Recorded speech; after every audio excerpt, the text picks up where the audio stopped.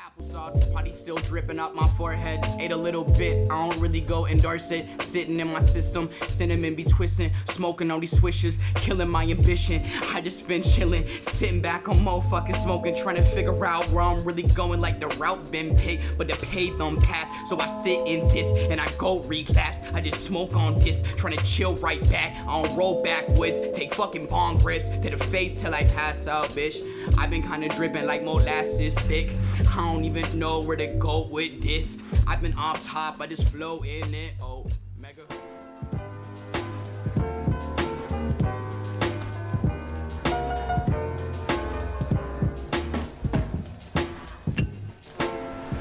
Welcome back to Gab Street, my pedestrians. We are on episode 25. It's been a long, slightly over half a year. No, yeah, it's been half a year now. We skipped a week at the very beginning, and we are at exactly 6 months. We are on this grind. We're still doing episodes, still bringing creatives on here every single week, every single Wednesday, 6 a.m. Zay Crypto knows about that shit. Oh, man. His Wednesday mornings are fucking hype because he listens to this show. Except I don't get up at 6 a.m. anymore. You know that, right? I sleep in so late. It's okay. I do night shifts now, bro. Whenever you listen to 6 a.m. Yeah, it's 6 a.m. It's 6 a.m. whenever I wake up. The world revolves around your sleep schedule. Yes. It's perfect.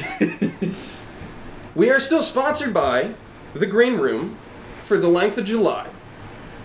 They have been so gracious as to cover our distribution costs over the past 6 months. So thank you very much, The Green Room. An episode of the Gab Street podcast would not be without a mention of The Green Room because they are going to be open next spring-ish, I think, early next year. And so it's kind of like if you've ever been to a Spencer's or a Waterbeds and stuff, they sell tobacco products, t-shirts, all kinds of shit. I don't know if they sell Waterbeds. That'd be kind of cool. But we're trying to get some Gab Street merch in there. So even though they will not be sponsoring us any longer, we might try and get some of that merch in there. So go ahead and check that out when it's open. We've been repping it hard. If you don't check it out, you're not a real pedestrian. So, gotta go check that shit out. Maybe I got makeshift skin. We have a guest on today. I'm very excited to announce that we have the talented Omega Rift. Omega? Omega? Omega? On the show today. I'm here, in the flesh. I met this motherfucker at 2x2 Hip Hop Fest. Just 2 days ago now, and I was just like, hop on the fucking show immediately. Oh yeah, last episode, I was like, hey, the next episode's gonna be an axe throwing party. It's fucking not, okay. That stuff fell through hard, so we're doing something different today. I'm glad I'm here. Yeah, no, it's gonna be cool. This is gonna be a great fucking episode, man. It's different now. So, we got some topics to go through today. Okay. We can either start with bowling, or we can just fucking hop right into it, whatever you want to do. Hey man, I'm here for the experience. So. Here for the bullage? I am. Yes. So I want to talk about my day of the year, every single year for the past 4 years, 2x2 Hip Hop Fest, run by the amazingly talented Josh Miller and Cole Baker, and several other people. There are too many people to name. But I've been volunteering at that place for the last 3 years. This year I decided to just go. It was a great experience. I got sunburnt as fuck, and I hurt a lot, but it's cool. Looking like a crispy chicken sandwich. Dude, I'm dead ass looking like a spicy chicken sandwich right now. It's rough. But I met this man right here, Omega Rift, at 2x2 this year, and this man went up on stage at the Killer 16 bars competition, or whatever the fuck it was called. I guess that's MC, whatever it was. Ribbity rap battle. Yes. Skipping and flipping and dipping, you know what I mean? It's the lyrical, spiritual miracle contest. And this man went up there, and you were against Hannibal, correct? I was. Yes. And you went up there, and I was standing next to my boy Aaron over here. Zay, sorry. Zay. I keep calling you Zay. My name is dead. It's Zay now. It's just Zay. Me and Omega talked about this. Okay. It's true. He left it in the past. Yeah. It's true. So you're no longer Aaron. It's all right. Yeah. Aaron's that guy's no longer dead. Here. But I saw this man walk up on stage, and he grabbed that mic, beat started playing. I was like, all right, it's going to be, a guy in a rapping competition. Like, it's going to be fine.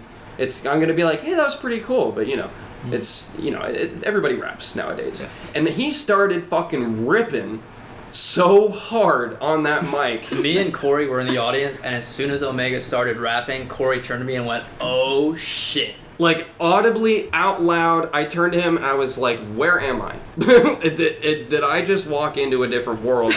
This fucking dude, your cadence and your energy are something I have never heard on a stage live before. Thank you, bro. Thank you. I work hard at it. Your rasp, especially, is something that I have a lot of respect for. You've definitely carved out what you want. I've definitely your voice been. to sound like. Yeah, I've been addicted to nicotine since I was 12. So, the rasp comes with it. That'll do it, yeah.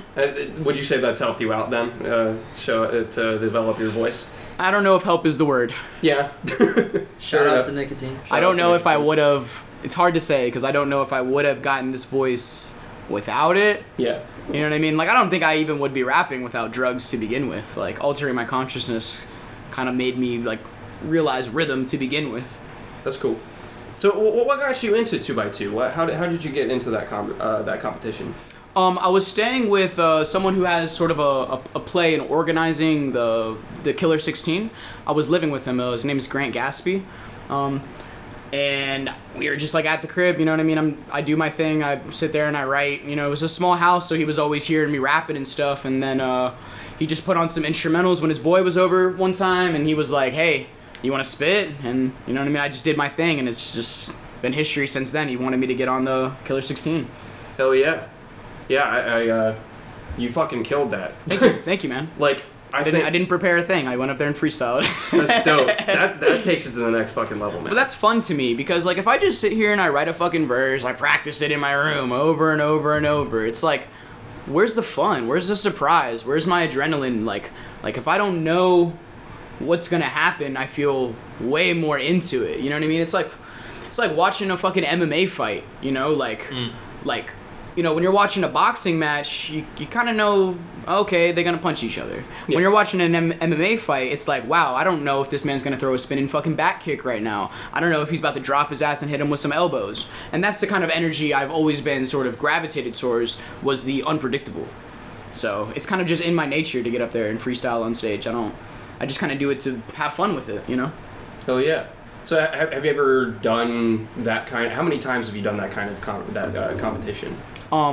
The Killer 16, like that sort of style of competition? More or less. Never. No? No, Okay. I've never done something like that before. I have competed in a couple competitions before.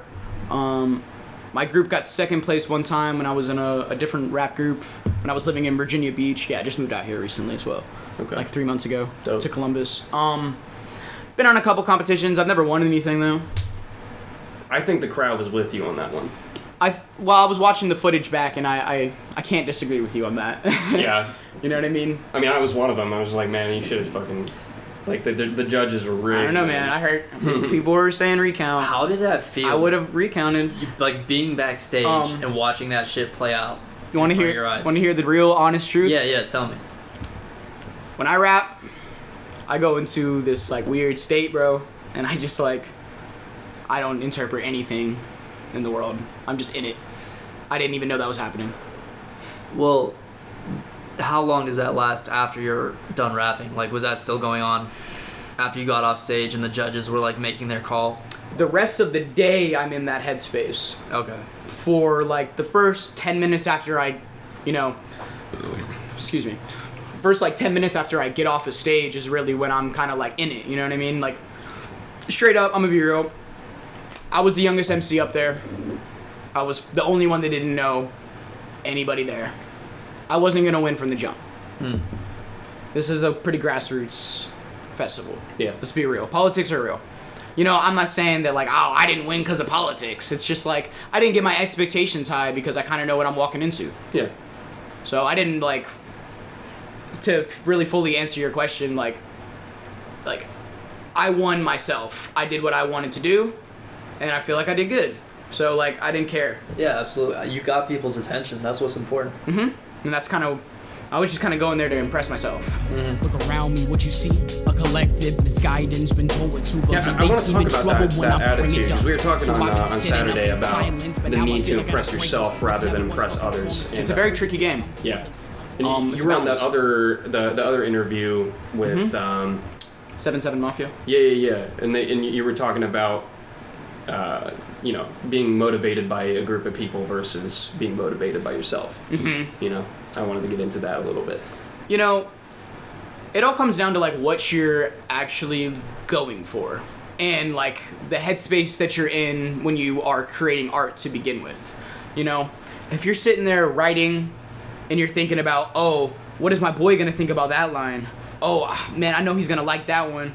Or you're thinking about like something outside of you being sort of impressed by what you do. You have to have that level though of like, I want to impress an audience, but you can't let that be your only sort of view. I don't know. That's how I've sort of came to look at it. I've met a lot of artists in my path that were so focused on trying to like impress their friends that they ended up just making music for their friends. Yeah. And I didn't want to get trapped in that cycle because it kind of goes nowhere. You just kind of run a loop, you know what I mean? Just kind of fucking rapping for your boys. It's kind of silly. It's not like if that's what some people want to do, full power to them, you know what I mean? If that's what's fulfilling, if you just want to impress your friends, go for it. That's not what I want to do. I feel that. And you have been a part of a couple of groups in the past. Namely, one of them was Blackwood Forest. Oh, man. Whew, I ain't heard that name in... Oh, my God, dude. Blackwood Forest is the reason I'm even named Omega Riff, dude. It's crazy. Yeah, it was a Alpha and Omega type deal. Yeah, bro. Yeah. Then you did your research on me. I didn't think you were going to go that far back. I do my research, man. I do my research. Bro, I'm in shock, homie.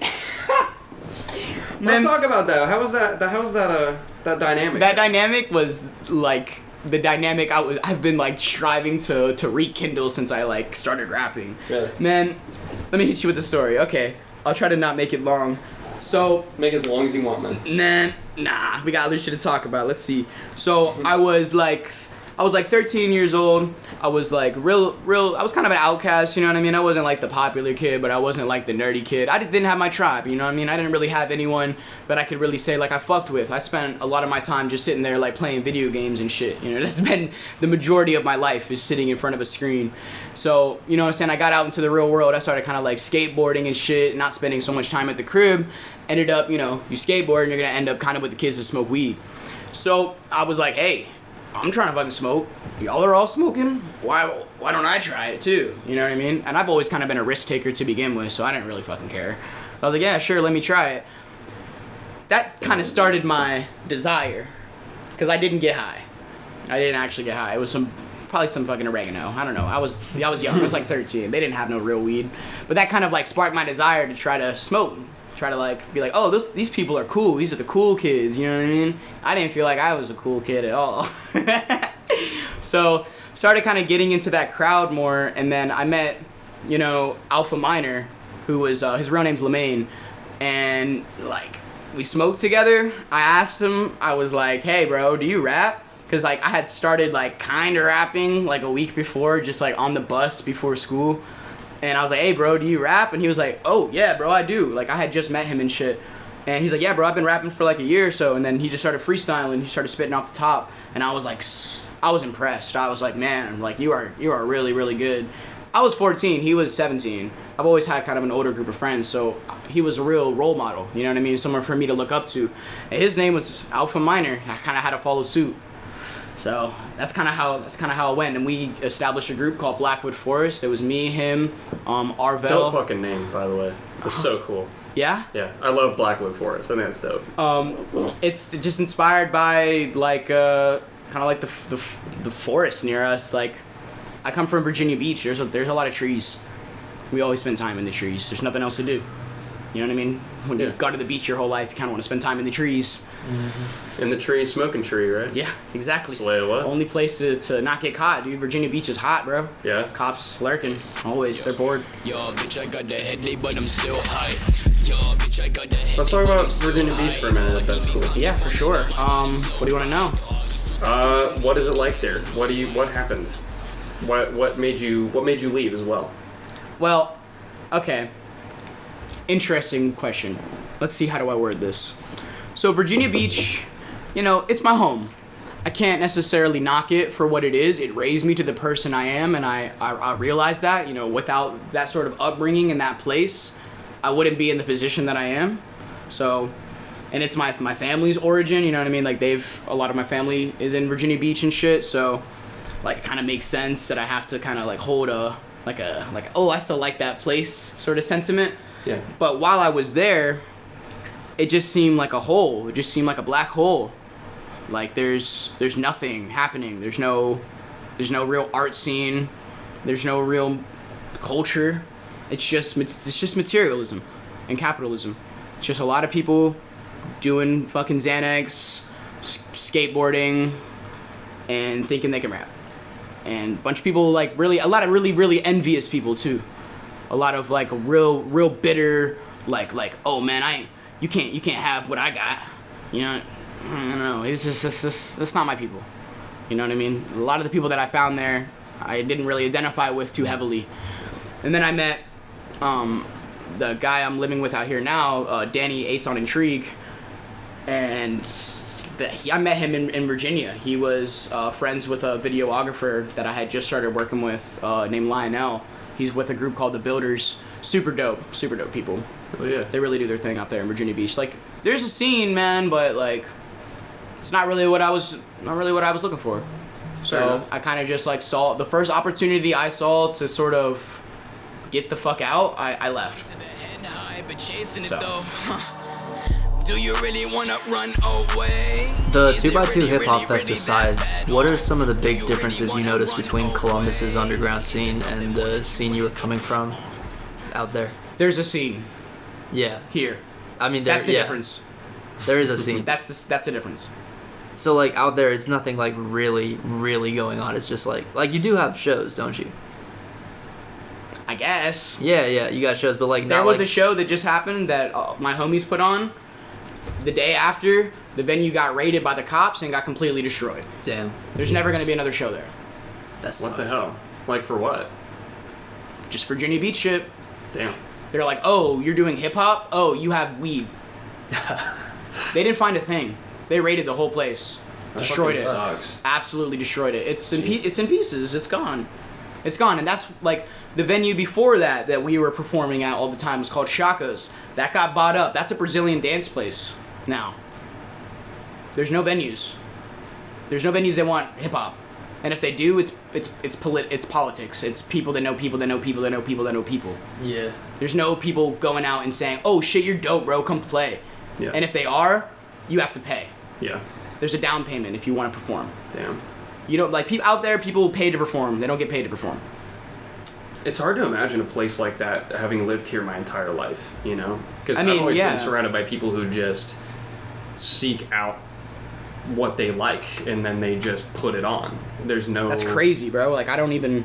Like, that's so new to me, bro. It Yeah. really is. Like, meeting people like y'all out here, which kind of, like, shows me that there is, like, real humans out here, bro. Like, it's kind of wild.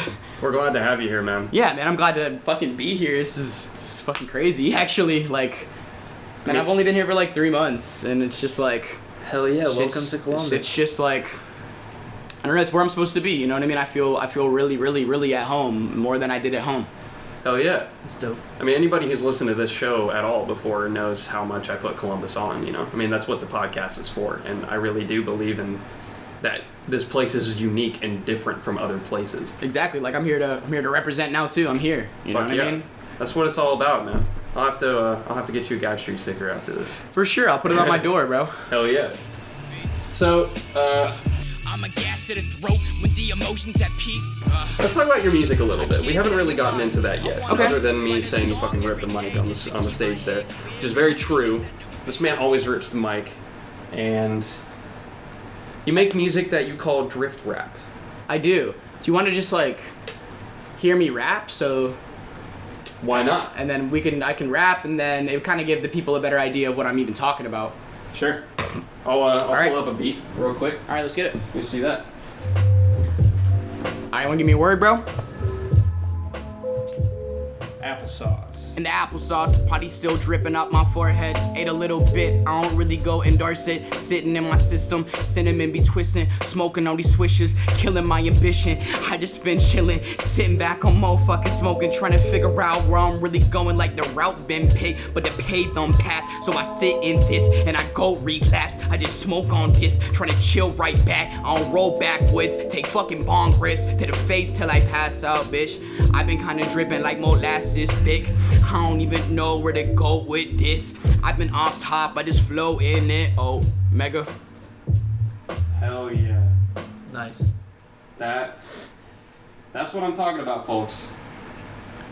That is what I'm fucking talking about. This man represents, okay? Fucking crazy. We're gonna hear a little bit more of that soon.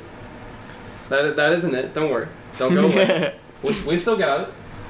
But this is real. This is real fucking talent. This is raw talent on this show right Thank now. you, bro. Like, I want you to understand. Like, I haven't really... Like, 2 episodes, we had Prim and Proper. Yeah. That's also... I'm Prim, he's Proper. Hey, I'm Proper. Like, it's fucking... It's great. Yeah. And that's talented. We didn't have Emperor Chaz perform, but this shit is real. I mean, these days it's rare to find someone that can actually spit off the top like that. It's the only way I was able to sort of like make myself stand out there when I was in high school. That's where this comes from. Because there was like, I think like 4 or 5 people that I was like, oh shit, y'all really rap. And then I was like, okay, let me see what they're doing. And I was like, what are they not doing? They're not getting people to give them a word. Yeah. And I got that idea from Eminem. Because that's what he does. I mean, he's a fucking living legend. Hell yeah. So I was like, man, if he can do that and I want to be like that good one day, like I better learn how to do that now. So At 2x2 on Saturday, Dope Knife went up on stage. I forget where he said he was from, but he started his set with, "Who got the props? Who got the props?" And there was like, people were walking up and putting shit on the stage, like water bottles and cell phones and like their shoes and stuff. And he would just pick it up and do like 4 bars about each object that's that hard. he was picking up. I It didn't was catch so that. That's dope. hard. It was actually so good. What? He was super talented. I did not catch that. And that's something that really stands out when you can do that well.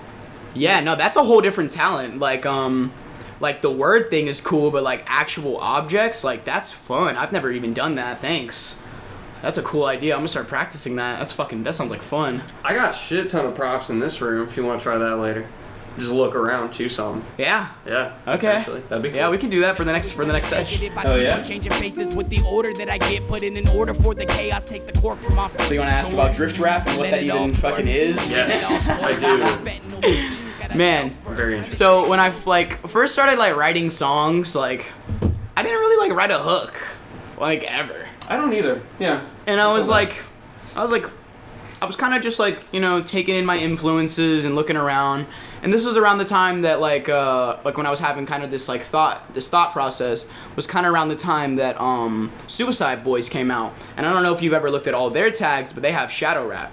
They're shadow rap. That's their own shit. That's them. When you think of shadows and rap, they embody that shit fully. I agree with you on that. So I'm like, yeah. okay, what do I embody? And I was like, when I'm rapping, it's kind of like I'm just drifting through it. It's kind of like I'm just following it. That's hard. I'm just drifting. So I make drift rap.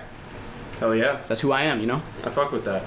Yeah. Yeah. I made it so if I ever get like really, really, really, really famous, motherfuckers are like, bro, I drift rap. And then people can have a way to kind of like identify with each other. Yeah. Like a fucking Be like, oh shit, you know about drift rap? drift rap Pandora station. That's like, get that shit that's on my there. that's like, I'm trying to set long-term goals like that, you know? Yeah. Where it's like I want to influence the culture in like a way that I can't even think about. I can't even concept. That's where I want to be. Would you say that the topics that you rap about in your music are part of drift rap, or is that just part of you? Drift rap is the structure. The words are me. Okay. So you can kind of take that drift rap structure and say anything you want. That's the beauty of it, is that it's not really a genre with any boundaries. You're really like, essentially everyone's drift rapping. They're just following they're just flowing. Yeah. So it's all about how you it's all about the label that you put on it, really. Yeah. You know what I mean? We have to put things in boxes or we can't understand them. So That's true. Based on the conversation we were having on Saturday, Right. we were just kind of bulling over by the stage. yeah, kind of just kicking it. Yeah. Yeah. We're right behind a clothing tent. It was real. It was pretty. It was a good spot to be sitting. It was kind of shady. Yeah, it was nice after being burnt to hell. Dude, cooking alive in the fucking heat, Jesus dude. Christ. I'm still red right now, man. It's actually taking energy. I don't get red. Yeah, I It's just bad. tan boys. Yeah, I'm Ah. an Irishman, so the shit happens. Man, we got some similar DNA, dog. Yeah. Shit. Wow, Shit. thanks for flexing. I'm just kidding. Totally fine. Yeah, Corey, get your white ass out of here. Are you Irish by nature? I am half Irish. Yeah, my origin's Irish. My last name's Kell. Okay. So cool. that's Yeah. Irish as it gets. My last name is not Irish because it's from my Irish side is my mother's side. Okay. But, you know. But I want to ask because we talked about this when we were doing some Bullage, Right. just maxing. If that is that even a term we use anymore? Just I don't maxing, know. relaxing, chilling, all cool. Bring it back. I don't know. The people I knew Play that some b-ball outside of the school. I don't know. The people that I knew that used to use the word bullin', I would not use the word bullin' with. Really? Yeah. Okay. Yeah. Fair enough. Anyone that I've met that's really saying that word gets down with it, and they really they get down with it. They're really bullin'. The Chaz guys are really bulling. They bull hard. Oh my god. No, they Yeah. they bull at Wendy's. I don't personally Bull at I don't Wendy's. personally use the phrase. You know what I mean? It's not really my place. There are certain expectations that come with that vernacular. Yeah. True. It's I very guess true. so. Y'all are representing, huh? We are. Hell no, Y'all- not bullying. y'all go hard? Bullying. Y'all go hard. That's a meme to me. That's real life to some people, bro. It is, dude, and that's what I've seen. That's how I figured out what that word even was seeing people in real life saying it, Yeah. and then seeing the characters that are saying those words. They hold a different weight to me, personally. Interesting. You know what's funny is a Never knew lot that. of most people that say that they aren't even about that life. Yep. I mean, just- I saw a motherfucker get punched in the jaw for saying it, so God damn. I don't use that word. Yeah, I don't know what the hell it means. I guess. Apparently. It's the B is Yeah. replaced with the C. Ah. It's a blood term. Yeah. Now I see. So Why like are Chaz saying it? Bro.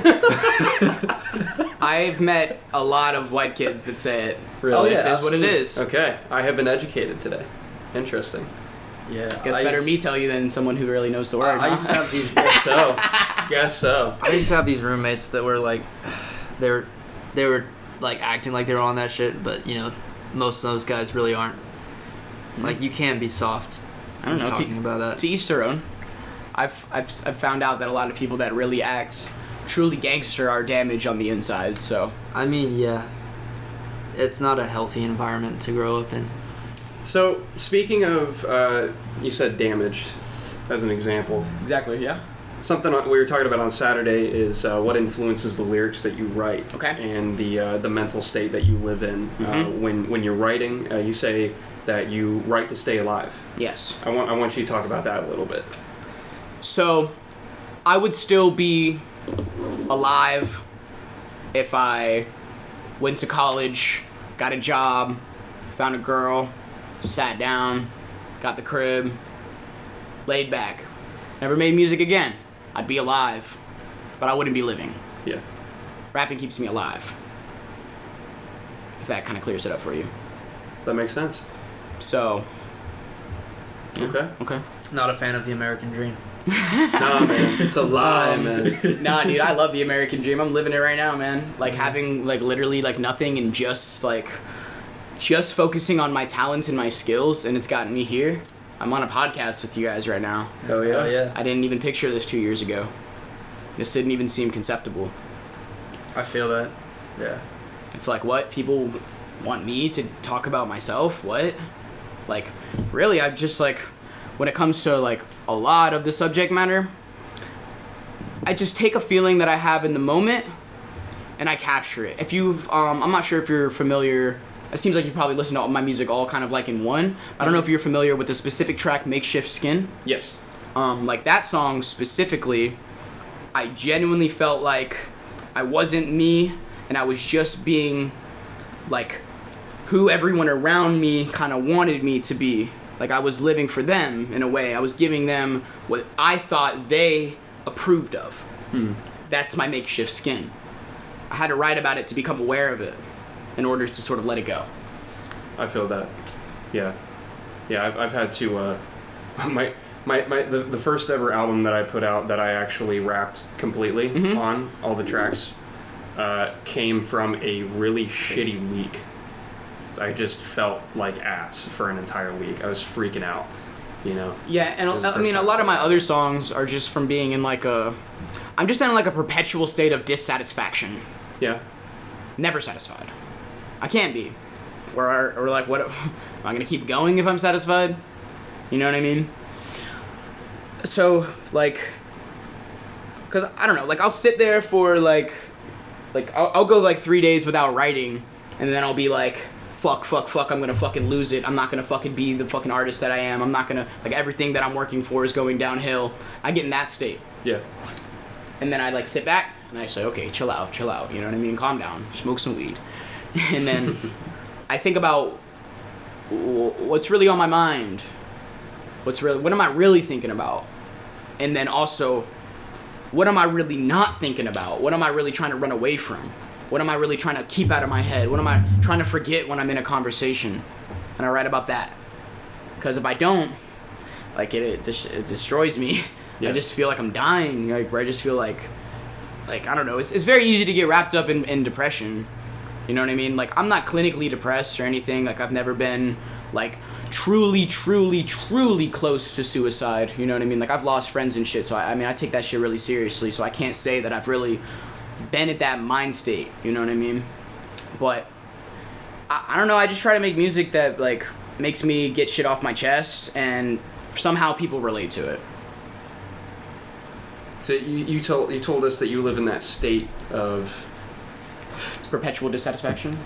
yeah, that and the space beyond what you would say in conversation. So that's what you're talking about. You said that's the space that you live in, pretty much. Yeah, I try not to, like, especially when I'm, like, living and having, like, a conversation with a human, one-on-one, I try not to think. I just speak. Okay. I just trust my intuition. I trust my gut. And, like, when I'm freestyling, same thing. I don't think. I just let it go. I just let it come out of me. If it sucks, it sucks. If it doesn't, it doesn't. You know what I mean? You gave me a pretty hard word to start with, too, by the way. I appreciate that. Applesauce, bro. No one's ever gave me that word. That was killer. I don't know why it was the first one that I thought of. I was like, fuck, what am I going to do with this one? I was like, I think I recovered, though. Did I recover well? I think you did. You were flowing hard. I try. I think so. We're going to come back here in like a minute after this sponsorship message, and we're going to hear some more rapping. Hell yeah. And we're going to get into some more deep topics, and it's going to be dope. Circulating up, Let's hit it. legs numb, time stretched out in front of me. What's next? Mind spirals you down the steps. What's to get? What's to lose? What's the end? Pot spilling with the way that I'm pissing and open. Gab Street's proud to be sponsored by The Green Room through the month of July. The Green Room is a place that's going to be opening in Gehenna next year, or either later this year or early next year. It'll be kind of like a Spencer's or a Waterbeds and stuff if you've ever been to either of those. They'll be selling tobacco products and apparel, and we're trying to get some Gab Street merch in there, so just let one of us know if you want to try and get in there, and go check out The Green Room when it opens, because we've been repping it hard, so please don't forget to do that. And they've been repping us hard, so we appreciate that. Find and subscribe to Gab Street on any and every platform you listen to podcasts on: YouTube, Apple Podcasts, Google Podcasts, Spotify, Player.fm, etc. Find us on all social media, at Gab Street Podcast on Instagram and at Gab Street Pod on Twitter. And we have a Facebook page now. Back to the show. 15, hope drip through the skylight. I wonder how it missed me. I just keep I don't know, bro. It's a very touchy subject. So It's all good, man. Welcome back to episode 25 of the Gab Street Podcast, My Pedestrians. I'm about to design a pedestrian crossing shirt for y'all. It's gonna be fucking cool. And then you can rep the cast everywhere you go. It's gonna be cast. sweet. The cast. me and Corey. The Bab Street podcast. So, something I want to touch on again. Uh huh. Something we kind of brought up earlier. Right. we talked about groups, and we talked about how you were part of Blackwood Forest. Uh-huh. And you said, holy fuck, I haven't heard that name in a while. It fucked me up. We didn't really get into the other groups I've been in since then. I want to talk about that, because I have been trying to organize groups my entire life. That's something that I am really into. Organizing a collective. Like we had an old YouTube channel with like 6 dudes. Oh. And I was the self-appointed manager because I was an asshole. But like it just fucking, like every time it falls apart, and I'm trying to learn like what's, you know, if it smells like shit everywhere you go, check your shoes. Right, you know what I mean? Right. So you got to be able to, you got to make sure that That's a what good way you're to put bringing it, to the though, bro. table, right? Let it write that bit. It's a bar.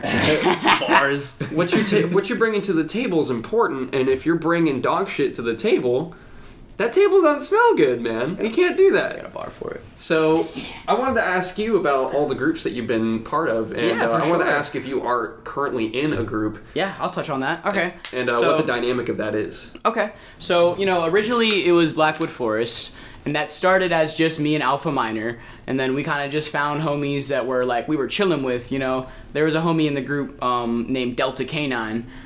He made beats and shit. You know, we never really ended up spitting anything on his stuff because, you know, he was sort of learning himself that maybe that wasn't his path, you know what I mean? And then we had another homie in there. He used to go by That Kid Genius. That's what he used to go by. I remember that on the other interview. And then, you know, that, it kind of just faded away, you know? It kind of just like, you know, Alpha Minor moved. You know, I was always the young cat, bro. You know what I mean? You got to look at it like that. Like, all my friends that I was in that group with are over 21. Yeah. You know what I mean? They're over 23, actually. They're like, yeah, because I was young when I was in that. And how old are you now? I just turned 20 2 days ago. Damn. Happy Okay. birthday. Or 3 days ago. What the fuck? Wait, you turned is that? 20 on 2x2? No, 3 days ago. So the day before? 26, yeah. Okay. Turned 20 the day, yeah, the day Okay. before. Happy birthday. Yeah, man. great So- transition to my new, like, to this year, bro. Like, it couldn't have been any better. Yeah. Like, it literally, like, started, like, a whole new year for me, like, in the best way possible. There's no better way to do it. Like, what? I rapped the best I could on a fucking stage, like, Yeah. and then, like, I met people, like, it couldn't have been any better. I couldn't ask for a better birthday. That's something to celebrate, man. Yeah, That's I mean, fucking I'm sweet. celebrating right now. I'm here. Hell yeah. So you said you're yes. still part of groups, yeah? Yeah, so after Blackwood Forest, there was like a good, like, I don't know, like a year and a half gap or so. You know, I kind of fell off a little bit. I wasn't really rapping as much. This is around the time I dealt with a lot of addiction when it came to substances like Vyvanse, Adderall, Concerta, you know what I mean, all central nervous system stimulants. Those became like a real part of me. That kind of started with Blackwood Forest initially because I got into those kind of pills like real early on because I don't know if for any rappers or artists listening that have done Adderall or any of that shit, like you know, bro, like that, it puts you in a headspace where you can work for hours and hours and hours without stopping. And I got addicted to that feeling. I was like, man, I'm gonna make it soon because I don't stop working. Became self-destructive, you know what I mean? Yeah. So there was a good period where I was just kind of like an addict, you know what I mean? Just like taking drugs to convince myself I needed them to write and stuff. Kind of got out of that a little bit and met my homie Alec, and you know we started chilling and shit. I didn't really know he rapped. He didn't even really know he rapped. You know, to be honest with you. Kind of like Eazy-E. Like he was good. He was writing and shit, but he didn't have the confidence yet. Me and him touched like soon as we met though. We were boys like straight off the jump. You know what I mean? That's dope. So through him, I met the homie Wolfnick, and like I went up, met up with him, and like, you know, Wolfnick's a fucking genius. Like he is a very, very, very talented individual. And when I first met him, like I recognized that talent immediately. Like he's a born leader. You know what I mean? And like I was drawn to that energy heavy. So we kind of he had a group kind of being made. With a couple members. Alec was in it, and he was just like, bro, why don't you just get in our group? And I was like, fuck yeah, like it's been like 2 years since I had a tribe. Like I just been rapping alone at fucking school, trying to fucking, you know what I mean? I just been this solo act, this Omega, you know what I mean? Yeah. And so the group was called Genius. That name's whack as fuck. So we switched it to Leo, which was a name I came up with, Leaders Empowering Others. Nice. And that my didn't last name. That didn't really stick either. So we came up with another name, or I came up with another name called Cam, Kings Among Men. That stuck for a little bit. You know what I mean? We kind of did our thing, and then we switched the name to Polycrov. And that's the one I heard. From the Cam to Polycrov transition, we kicked everyone out except for us three. Me, Alec, and Nick. We kicked everyone out. There's like 7 members. Damn. We didn't really feel like we were of, like, I don't know, not to be like an arrogant group of people, but like, I don't know, I felt like we were working way harder than them. And like, I know what you mean. And like we just didn't, not even working harder than them, like we just didn't have the same goals. That's a better way to put it, you know? We just didn't really have anything to really offer to each other. So kind of just split up. I was with like that version of Polycrov for up until like late March of this year, is when I decided to kind of just split off and kind of do my own thing. The whole time I was sort of in that, I was kind of in this, I'm working on a collaborative project with Ace on Intrigue that is going under the name Skulls for Grenades. And that's where I am now, I guess. We don't really consider it like a duo collective. Like we do, but it's not, I don't know, it's different. It's different than any sort of group I've ever been in. It's not the same, you know. It's much more mature. A lot of growth, you know, cuz the homie I'm working with, he's older, man. He's like going into his 40s soon. So like he's been doing this for a while. He's been in a lot of different kind of groups and shit. So he kind of knows how to bring everything back on track, keep the track on to begin with, and he knows how to make a product. And that's what I was lacking. You know what I mean? Like me and all of our homies, we would just make tracks, bro. We just make songs. We didn't make any product. Yeah. We didn't really, like, I mean, we barely made songs with each other to begin with. I don't think there's really anything, there's only like one song released. Even if it's, I don't even know if it's out anymore. There's only one song that was ever released that all 3 of us were on. You know what I mean? And it was trash. So, yeah, that's where I am now. Skulls for Grenades. Mainly just repping me, though. You know what I mean? Omega Rift. Like, that's who I am. Go hard on that, man. Doing my thing, bro. You know what I mean? Hell yeah. Trying to make sure I don't fucking die by fucking 25. We got you, man. We'll keep you safe. Don't worry. I don't know, man. Don't put the burden on yourself. It's hard to keep me safe, bro. I'm a wild card. I think Omega Rift on its own sounds better than Alpha and Omega. It's cliche. I think Omega Rift is like one of the dopest fucking names I've ever heard. My original name was Omega Clump. Really? Clump. Where did the rift come from? Does that have any meaning? Didn't. I made a meaning for it. Didn't have a meaning when I chose it. So I was just Omega Clump, and then like a week after carrying that name, because I was like in the beginning of me rapping, I had to figure out what the fuck my name even was. Like, who am I? What's my rap name? Yeah. Like, I guess I'm Omega. Omega what? Clump? I'm Omega Clump. My mind's in a clump, so I always smoke a blunt. That was one of my lines. Nice. No. Dissatisfied. Constant state of perpetual dissatisfaction has been from that day. And I was just like, fuck, what the fuck is my new name gonna be? My name's whack as fuck. So I was just like staring at my desktop, and there was this free-to-play game I was playing. It was an MMORPG called Rift. I know about that. And I was like, dude, that sounds super cool. Hell yeah. That's fucking cool. But now, like, the definition of my name over time, I've kind of, like, you know, over, like, the years, kind of forming my own identity around Omega Rift. You know how many people have fucking asked me, what does your name mean? I kind of had to come up with a fucking answer. So I kind of sat down, thought about it, and I wrote it out. One sec. Omega Rift is like, so let's just break down the 2 words individually. Omega, the final, you know, the last piece, the last standing, the Omega. Rift, a large opening, a huge sort of gaping hole. I'm the Omega Rift.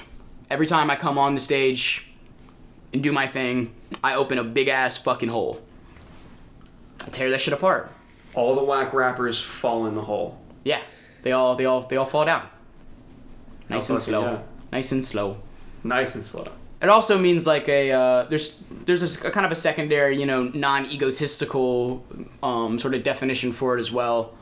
Like, Omega, the final, that still holds its weight. But then the other definition of a rift is like, you know, like a rift between people. You know, like something happens and like they realize things about each other that, you know, they might have not realized before. There's a rift that occurs. I like to think that I can sort of like bring that rift to people's like everyday thinking, you know, like they can kind of take a second to step back and like there's a rift made. There's like a, oh shit, like a separation. Okay. There's like a, oh okay, Yeah, like oh fuck, you know. I know what you mean. Yeah, that's cool.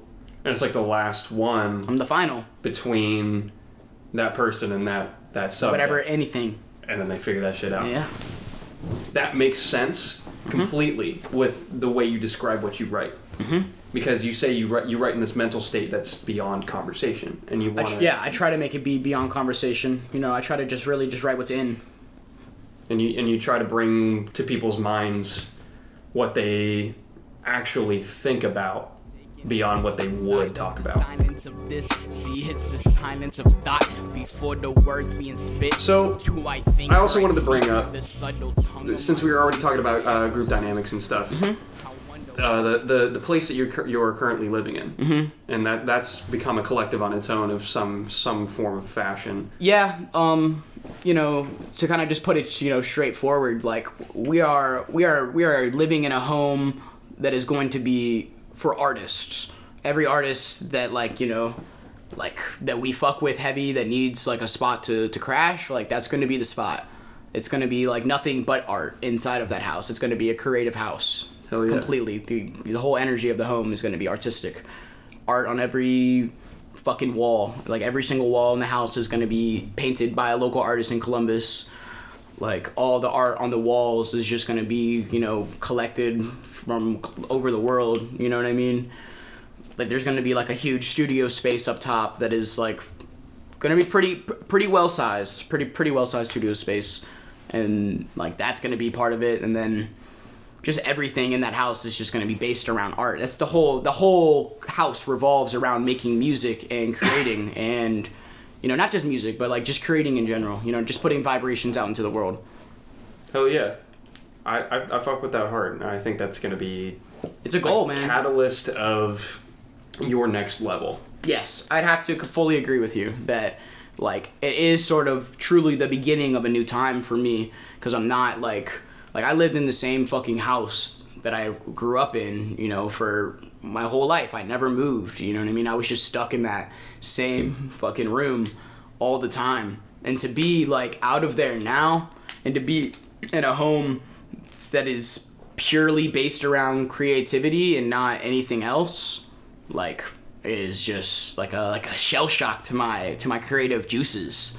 You know what I mean? It just hits me hard. It's just fucking whoo, like fuck, yeah. Like, shit. I'm in this shit. There's nowhere else to go. Like this is it.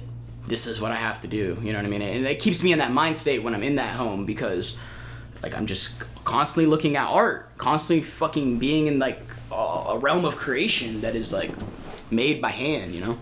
Because if you're in an everyday environment and you're surrounded by, you know, lackluster shit, you're gonna write, you know, about your life, and you're gonna write about lackluster shit. Yep. That's just the way it happens. You write about what you know, and you write about what you've been surrounded by. Mm-hmm. And I think living in such in such a uniquely it's a created living space. Yes. It's not a living space that, you know, some motherfucker laid the bricks down for like a long time ago, and it's a tenement, and you're just in there. Right. We bought this fucking house. Like, Yeah. This is our house. That's crazy that you guys own that shit. We needed to. It's essential. What else? Like, we can't rent, dude. We gotta. Yeah. We have to destroy things and fuck shit up. Where I mean, it's in our anarchist nature. That's awesome. And the fact that you can... Not a lot of people get that kind of environment, you know? And that it's important.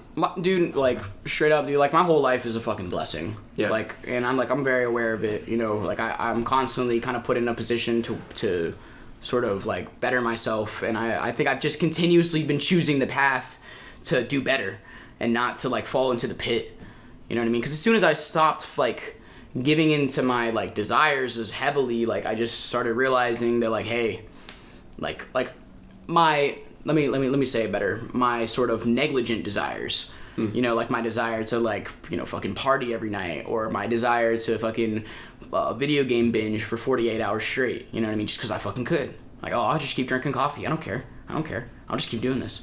You know, once I started kind of letting that shit go, like I started kind of like becoming into like a space like that where it just kind of like welcomed me in, you know what I mean? Because I brought it to me, you know, I'll put the energy, it came back. That's what I wanted, so I kind of got it. Keep on changing faces with the order that I get put in order for the chaos. Take the Omega, as an artist, how much do you think about the energy and vibration going on when you're creating your art? You know, I kind of like, I want to understand vibration on a deeper level other than like what we just hear. Like I wanted to go to college for like sound design and like, you know, fully understanding hertz and stuff of that nature. But like aside from like the scientific aspect of it, like I believe that like, okay, so let me bring it back a little bit. English is a very, very old language. It's very new in the sense that like it's a currently being spoken tongue that has been formed over time, but every part of our language has came from another culture. And over time, you know, language is really, you're just putting matter into the air. And those vibrations hold weight. And a lot of the languages that we base our language off of have a lot of like spiritual past, you know, a lot of ritualistic sort of behavior wrapped into it, you know, when it comes to like Latin, things of that nature, you know, a lot of interesting things happened within Latin culture that were, you know, very, very, very strange, you know, a lot of like kind of mystical shit, because like the word itself, spelling, it's a spell. Like we're constantly in a state of spell. We're spelling each other. We're making us believe things that we're saying. Like things hold weight that don't hold weight without it, you know? Yeah. Like you can't talk to you without these words, you know? I don't know. It's very strange. I just think that the language we're speaking now has more like energy in it than any language ever created.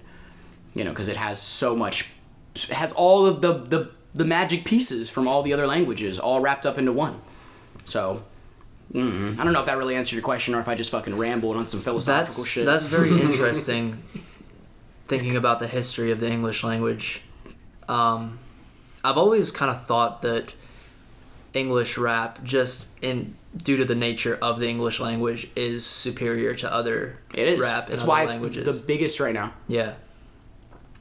Like, I mean, I can't speak any other language, but when I look up, like, you know, like subtitles for like a Mandarin artist or a French artist, right? It appears to be that it doesn't have the complexity that English rap does. Yeah. English rap has so many fucking levels to it. It's because, like, there's so many words that mean the exact same thing. It just opens the fucking realm for poetic expression in such a different way than, you know, a lot of the other languages do. And the fact that we have, like, kind of a lot of, like, if I'm not mistaken, like, Germanic, how do you say it? Germanic origin is in our language. Like, it has a lot of Germanic origin. And if you've ever listened to German people speak, it's very, like, it flows really, really, really hard. Yeah. Like, it flows fucking, like, similar to Spanish. Mm-hmm. How Spanish is sort of a dance of the tongue. Yeah.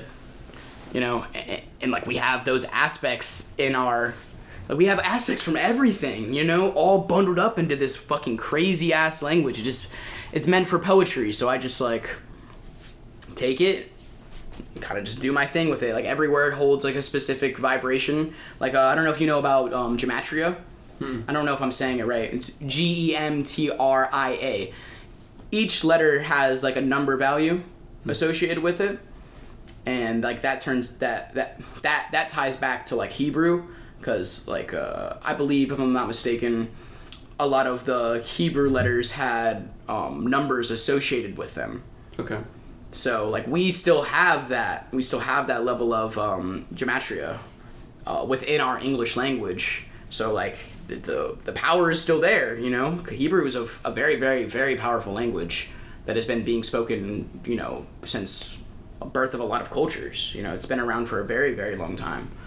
So It's true. The fact that we have that, you know, all those influences, all those different influences just make each word like a powerful vibration. I don't know. That's all I don't know. I don't know if I'm rambling with it or if that's the answer to your question. There's no real answer, There is no I guess. answer. It's all some metaphysical shit. Yeah, it is. It is. It really is. Yeah. I hope any listeners that's listening, I got my point across, hopefully, and it wasn't too rambly. Because it's kind of an idea that I've been, like, all these sort of, like, how, like, gematria ties in with all the different dead languages that we have. It's all something that I'm kind of building in my head, so I really don't even know yet what I'm talking about to begin with. It's hard to truly know. It's hard to formulate it without, like, putting it in, like, a poem or some shit. I think the pedestrians have just been taken off this world. That's what I think from listening to that. Man, I hope so. I hope you guys can get some peace of mind from what I have to put out, you know what I mean? I mean, we could probably talk about vibration for hours. Yeah. Like, Probably. vibration controls the universe. We are literally vibrating right now. Yes. At all There's times. science to back that. Every atom is Light vibrating. is a vibration. Sound is a vibration. String theory is essentially just a bunch of little vibrations. Yeah. Imparting the vibes in a literal sense. In the literal sense. Bars? We got bars? Bars. Shout out to Chaz. Shout out Bemperor Chaz. Fucking dope. Care more than he show and think he's indifferent. Night walk away street like So, on the topic of unique languages, unique housing situations, uniqueness all around, unique music, what makes you unique in what you do? You know, the way that this, like, question is presented itself holds a lot of, like, ego. Like, what makes me better than other artists? What makes me, you know, the best MC? What makes me such a good lyricist? But, like, what makes me so good at what I do is that I want to be me fully. That's it. I just want to be me. Yeah. In, like, all aspects of my life. In my art, and how I dress, and how I communicate with people, and how I choose relationships. Like, I just want to be me, and that goes into my art fully, because I'm an embodiment of my art. You know, I really only write what I feel is true to me. So I guess that's what makes me different. But I think every really, really talented, great MC or performer, artist, whatever you want to call them, anyone that has a true legacy was just trying to be themselves. Hell yeah. Yeah, I absolutely agree. I just want to be me, and like it took me a long time to figure out who the fuck that even is, and I still don't know. To quote Michi Darko, being yourself is like a superpower these days. That is a really good movie, and I watched it under a lot of psychedelics.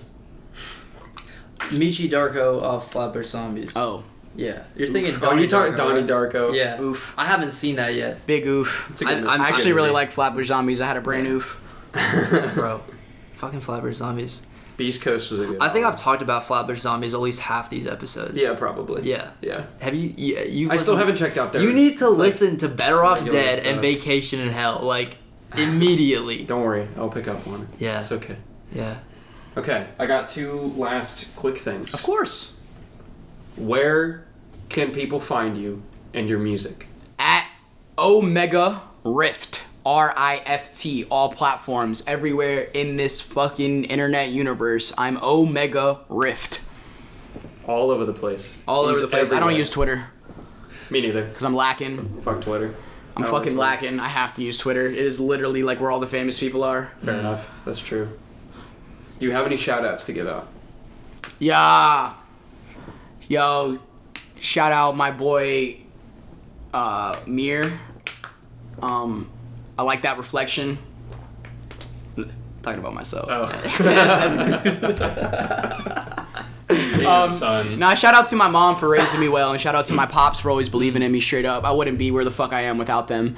Like, they fucking believed in me, like, when I didn't even fucking really know what I was doing. Like, they've always pushed me to, like, be an individual and be myself, and, like, that is the biggest gratification I can give them. Love you, Mom and Dad. Respect. Hell yeah. Thank you so much. Oh, it's been coming a on this fucking episode. honor, dude. Thank you for having me on. Like, this has been an amazing experience. I can't wait to do a follow-up, like, in the future. It'd be sick. Hell My yeah. man Omega. Can't wait to see where the fuck I am in fucking like 6 months. Yeah, It's I gonna can't be cool, wait man. to see where you are in 6 months. It's gonna be cool, dude. I'm like starting on Monday. I'm going to open mics every fucking day. Oh yeah. So if you guys want to pop out, come with me. Hell yeah. Please. I'm going- I'd love to. I'm going solo with. I'm going with or without y'all. So come through if you want. All right. The music you heard today, obviously, as always, the theme song at the very beginning was done by Jay Rawls as a song called Time Tunnel.